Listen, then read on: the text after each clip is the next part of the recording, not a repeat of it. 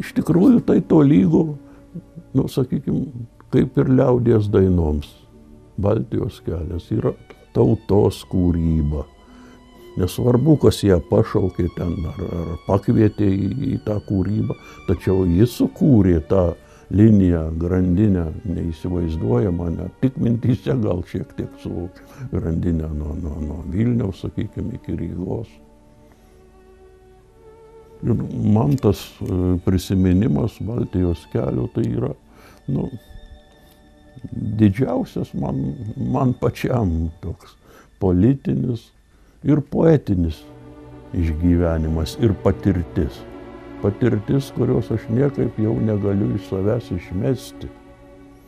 Ir vis su baime galvoju, kad nu jau greitai teks žmonėms aiškinti, jeigu dar bus kas aiškina, kas tai buvo, kada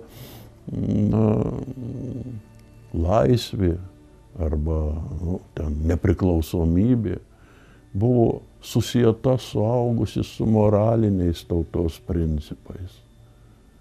Kada jį dar netapo vien tik tokiu politiniu, kaip sakoma, retorikos, politinės retorikos dar dalykų. Iš tikrųjų, tai, nu, tada laisvė buvo nesveriama, nematuojama, nesuteikiama vienam ar kitam. Tada buvo absoliuti, galima sakyti, vertybė visai tautai. Tada nesidalino niekas nei paežerių, nei miškų, nei žemės pagaliau lietuvių.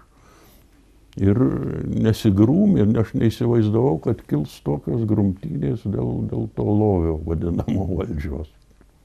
Nemaniau niekada.